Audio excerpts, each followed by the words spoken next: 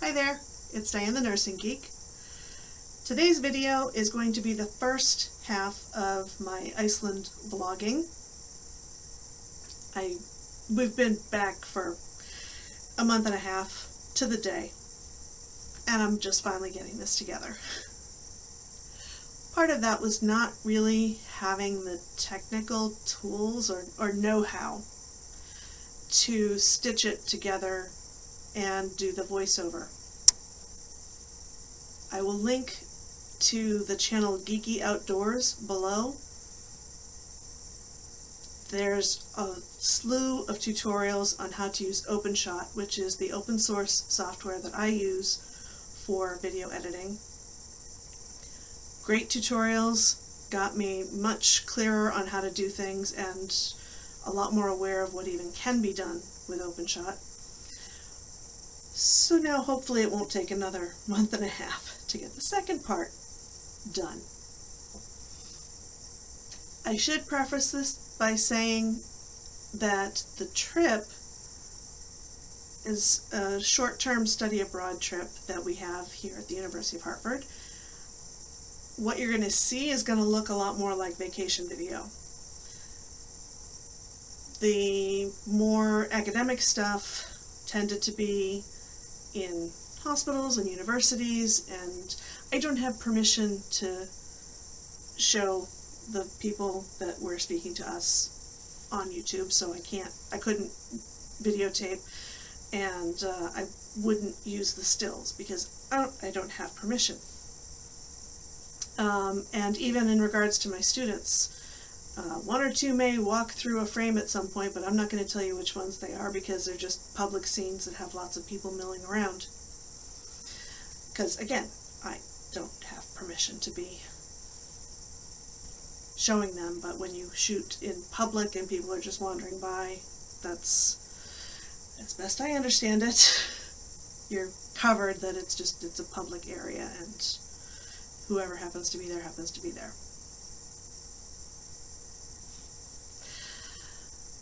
Anyway, that's why you're going to see mostly the outdoorsy stuff, particularly in this video. I have a few more stills, I think, that I can work in and talk about in the Northern Iceland part that will be part 2. In the meantime, let's get right to part 1.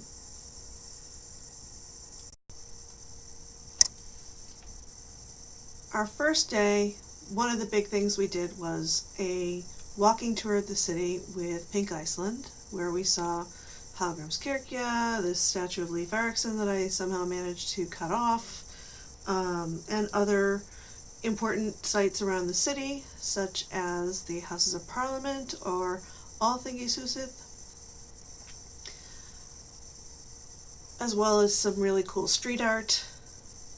And we got a bit of insight into LGBTQ issues from the owner of Pink Iceland, who spent quite a bit of time speaking with us after the actual walking tour. Day 2, we went to visit the University of Iceland and the Landsspítali University Hospital. But I couldn't really film that. Tours of wards and interviews with nurses and all of that sort of thing. So mostly what I've got here is from day 3 when we went to on the Golden Circle tour. That starts with Þingvellir, which is the site of the original Council of Parliament that they had, which is right along the fault line, or the connection that is pulling apart between the Eurasian. So today we are doing the Golden Circle, and this is our first stop at Þingvellir, where the American and Eurasian tectonic plates are pulling apart. Icelandic, well, it wasn't called Iceland at the time, of course, Parliament of the Vikings. Oh, okay. There we go. So I'm probably the least interesting thing to see here, but just for scale, so you can see just how high up this fissure goes. Here's me, and there's how high up it goes as we're just starting down the walk. And then as we continue down, you can see how it gets taller and taller. And it's very easy with all these little crevices to see where the lore about elves comes from. I actually took quite a few pictures of these crevices the last time, and I've been working on sketching some because I want to do some paintings of them with little elves of some kind. We haven't gotten beyond sketches yet though. So the game I'm playing today is, can I find the same things I've been trying to sketch for the past 2 years? And the answer is, I think I found at least one.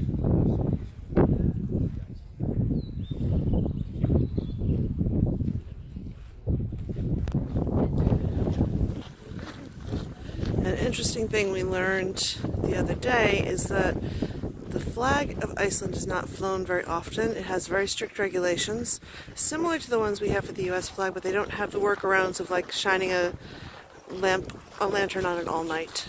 It has to be during daylight, period. So this being a National Historical Monument and National Park, this is one of the places that you do see the flag being flown.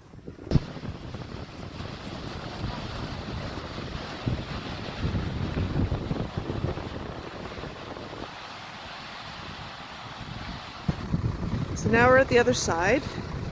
You can see those buildings from behind. They're so dwarfed by all of this. Let's see if that'll resolve any better. I did ask our guide, and he said that used to be the country church and the parsonage where the pastor or parson would live. And now it is just used for like state visitors to stay. So it is in use, but nobody actually lives there.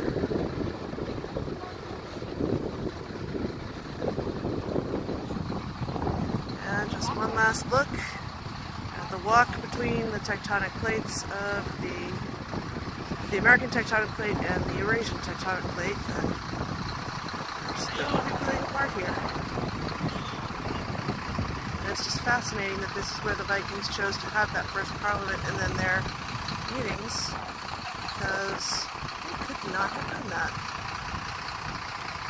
unless through some sort of, like the ley lines they talk about in the UK, something similar here that would just indicate this is a significant location.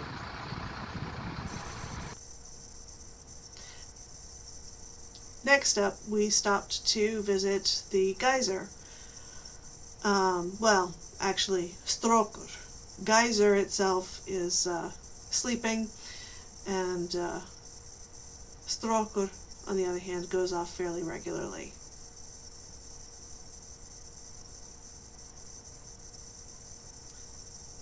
It seemed like it was working itself up, and then it just sort of burped. So I'll spare you the wait that we actually had for when it was going to truly go off.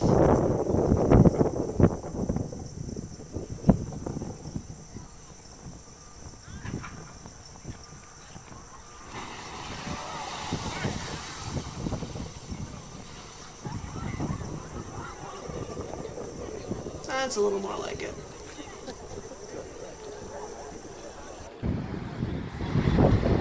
And our last stop on the Golden Circle is Gullfoss, which means golden waterfall. Gull for gold, foss, waterfall. And it's sort of a double waterfall. If you see, the top part is at one angle and then it comes down and is at pretty much a 90-degree angle. Last time I didn't go all the way down, which I'm going to. You can see that there are people way down there. And this time I want to try and make that, just to see it up that close.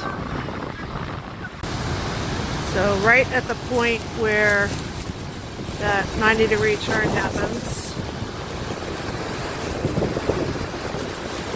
it really is like being at American Falls in Niagara in terms of spray level and being right on top of it.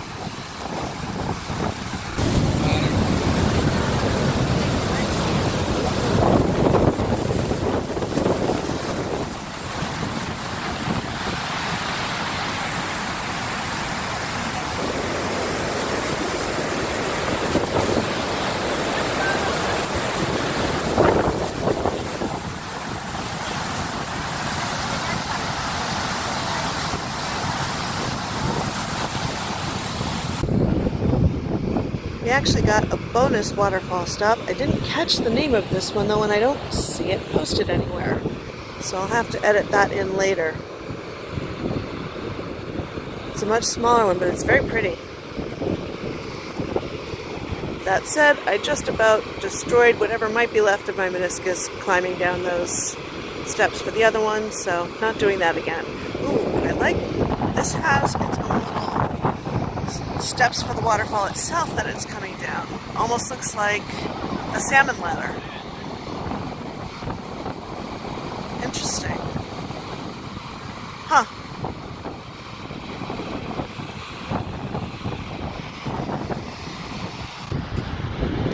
So I chatted with the guide and confirmed that it is in fact a salmon ladder.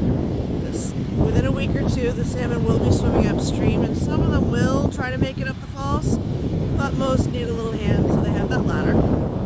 And the name of this one is Foxy, F-A-X-I, but without floss at the end, which is unusual. Every waterfall I've been to so far here has had floss at the end, so I imagine there's an interesting story for that, but I do not know it yet.